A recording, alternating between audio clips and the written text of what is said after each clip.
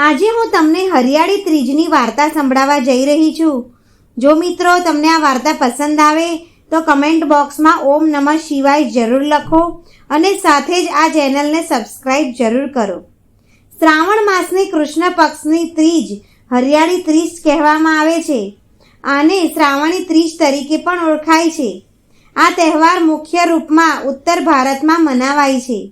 આ દિવસે સ્ત્રીઓ માતા પાર્વતીજી અને ભગવાન શંકરની પૂજા કરે છે.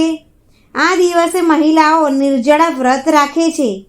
આ વ્રતને ચોથથી પણ કઠિન માનવામાં આવે છે. આ દિવસે સ્ત્રીઓ અન્ન જળ વગર આખો દિવસ વ્યતીત કરે છે અને બીજે દિવસે સ્નાન કર્યા બાદ પૂજા અર્ચના કરીને વ્રત ખોલે છે. આથી આ દિવસે ઝૂલા ઝૂલવાની પ્રથા છે. આ દિવસે સ્ત્રીઓ લીલા રંગના વસ્ત્રો પહેરે છે, મહેંદી લગાવે છે, શૃંગાર કરે છે અને હર્ષ ઉલ્લાસ સાથે ઝૂલા ઝૂલે છે તથા નાચે છે.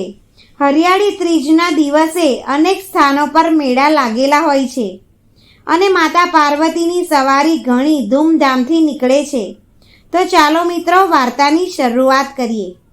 હરિયાળી ત્રીજની વાર્તા.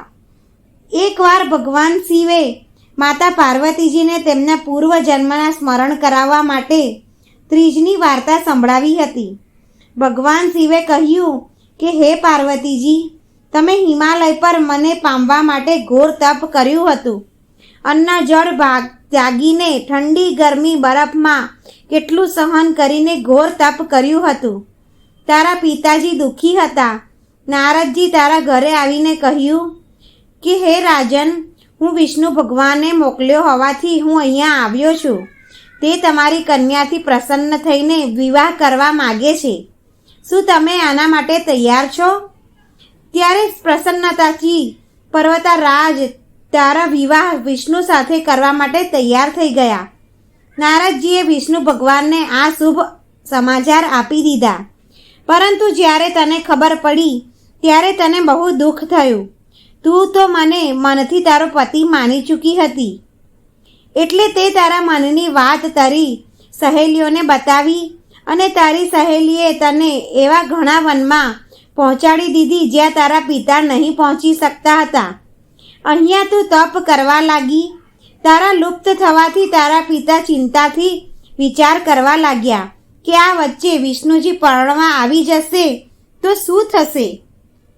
શિવજીએ આગળ કહ્યું કે તારા પિતાજીએ તને શોધવા માટે ધરતી પાતાળ એક કરી દીધું, પણ તું નહીં મળી.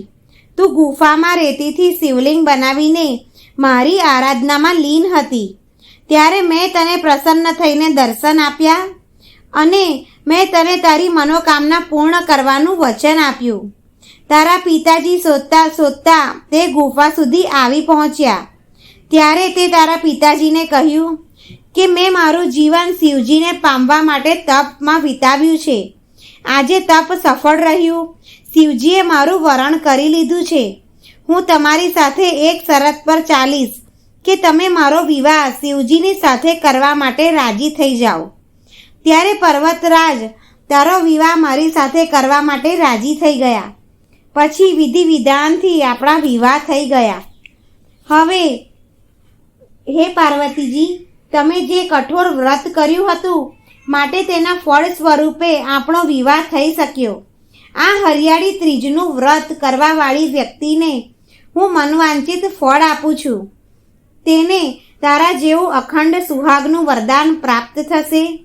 જય હો ભગવાન શિવની, જય હો પાર્વતીજીની.